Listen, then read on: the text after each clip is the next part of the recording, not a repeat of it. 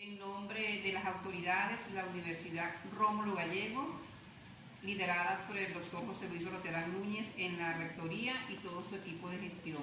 Sean bienvenidos y bienvenidas a este conversatorio perspectivas sobre los tratados refrendados en Trujillo en 1820, el Tratado de Armisticio y el Tratado de Regularización de la Guerra de 1820.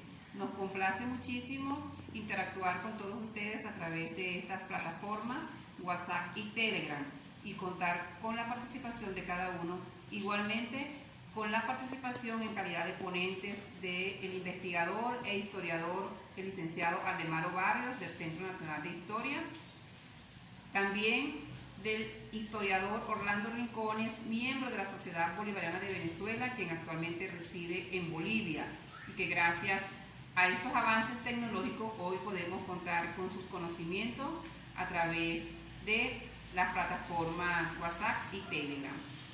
El área de Humanidades, Letras y Artes también los saluda a todos ustedes y les envía un abrazo unergista por el apoyo consecuente en cada una de las actividades que planificamos a través de las diferentes plataformas digitales, motivado a la pandemia del COVID-19 en Venezuela, que actualmente aún persiste.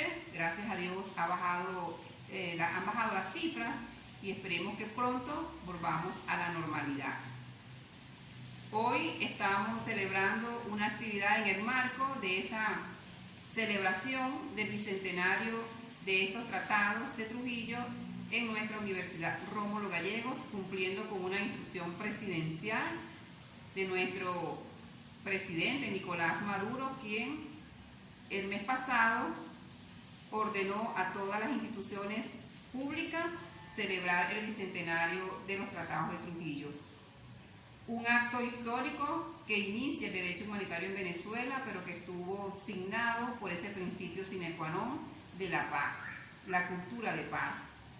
Un momento histórico en el cual Simón Bolívar y Pablo Morillo, quienes se habían enfrentado en varios encuentros, firmaron un cese a la guerra por cuanto sus ejércitos estaban devastados y se requería de una pausa, un acuerdo, un acto de diplomacia que en ese momento significó para ellos una tranquilidad por cierto tiempo. Hoy más que nunca Venezuela sigue fomentando esta cultura de paz y nosotros como universidad, como área de humanidades, estamos ganados a este trabajo que debemos de impulsar todos a través de las diferentes plataformas y de los diferentes medios comunicacionales. Venezuela es un país de paz y debemos seguir trabajando por esa cultura de paz. Nuevamente les reitero la bienvenida y vamos a disfrutar de los excelentes conocimientos y aportes que hoy van a compartir nuestros invitados en calidad de ponentes. Gracias, licenciado Aldemaro, por su apoyo, y gracias Orlando Rincones también por apoyar al área de Humanidades, Letras y Artes, una institución de la Universidad Rómulo Gallegos situada en Caraboso, Estado Guárico, en el corazón de Venezuela.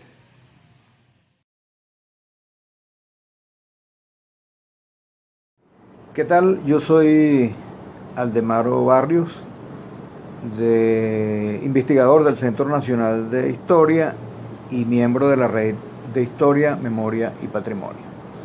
Sobre el asunto del armisticio y el Tratado de Regularización de la Guerra, digamos que hay tres instancias fundamentales, ¿no? Primero, el asunto del armisticio como asunto político. Luego, el asunto militar, ¿no?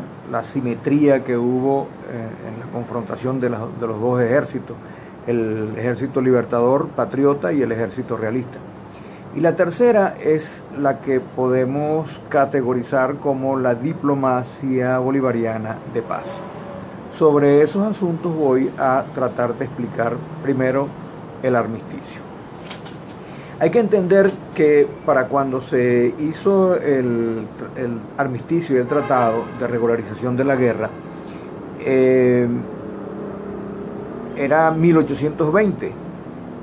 España estaba prácticamente derrotada.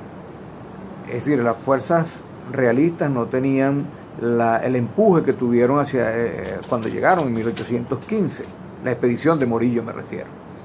Entonces encontramos una España congestionada desde el punto de vista de la gestión de gobierno, un rey y un Estado que había gastado una gran cantidad de recursos en el tema de su confrontación con Napoleón, y en el territorio, digamos en la geopolítica americana, es sumamente golpeada. Recordemos que desde el año 1817, cuando se produjo la incursión de los patriotas en la isla Amelia, los Estados Unidos intervino y entonces entraron en negociaciones. Para 1820, el convenio Adams-Onis, eso es entre Quincy Adams y Luis Onis como representante de España, todavía no se había consumado. Desde 1817 comenzaron un convenio que fue el Tratado de Adams-Onis, y todavía en la época, en 1820, no se había consumado ese convenio. Entonces estaban negociando los territorios de la Florida, que posteriormente llegaron a un acuerdo. Pero España estaba muy débil desde el punto de vista de gobierno, como monarquía, y obviamente eso puso a la defensiva a Morillo, que solicitó a Bolívar una suerte de tregua o de espacio para poder recuperar su fuerza.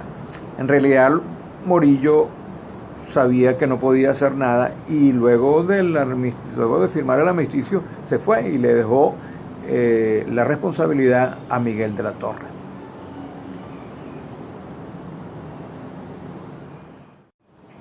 De manera que el armisticio, ya con esa circunstancia política desventajosa para la monarquía española, no le queda otra sino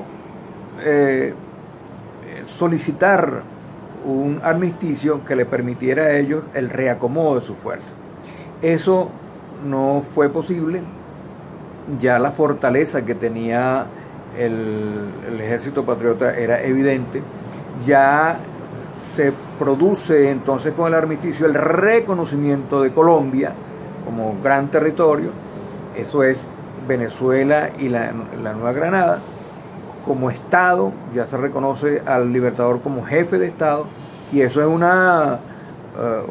digamos un hito histórico, porque hasta ese momento él había sido, y el ejército patriota había sido descalificado por el ejército realista y por Morillo.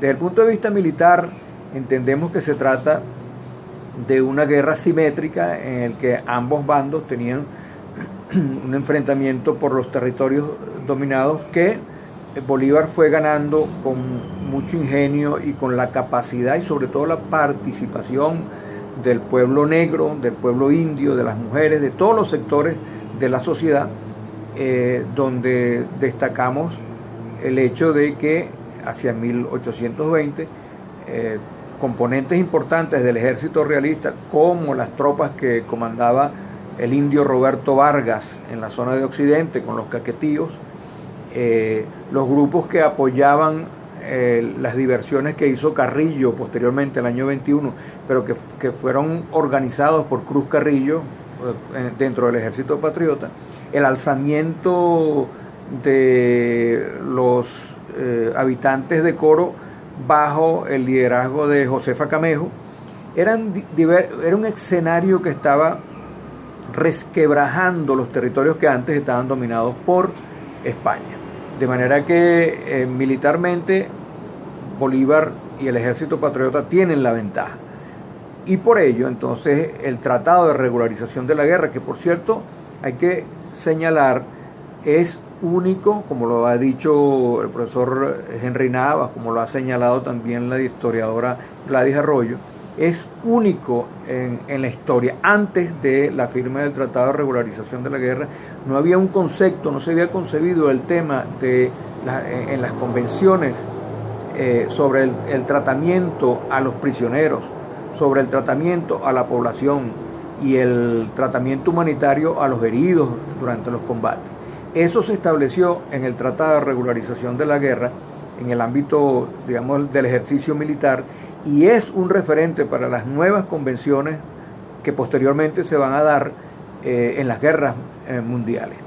Pero nosotros, digamos, el Ejército Libertador con Bolívar como genio, Sucre, fueron los originarios, los pioneros en el acto de reconocer los tratados humanitarios, y por eso es el gran aporte histórico de Bolívar y del Ejército Patriota.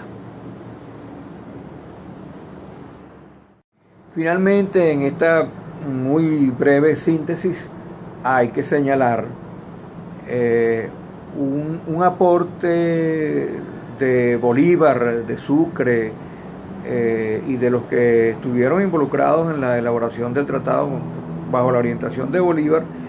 Hubo consenso en el Estado Mayor patriota para proponer lo que se suscribió el día 25 de noviembre de 1820 y que se concreta con el encuentro entre Morillo y Bolívar el día 27 de noviembre en Santa Ana de Trujillo, en Trujillo. Y es que la propuesta de Bolívar, suscrita en ese convenio con Morillo por parte de España, marca una ruta estratégica en cuanto a lo que nosotros podemos llamar hoy, o que se llama o se conoce hoy como la diplomacia bolivariana de paz, que 200 años después es hecho concreción.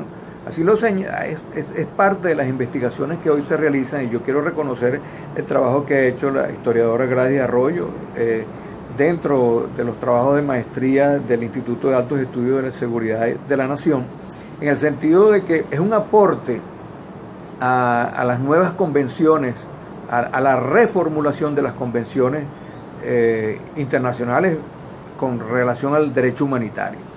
Nosotros los venezolanos hoy nos vemos afectados por una guerra difusa, multidimensional, que afecta grandes sectores de la población, como todos sabemos.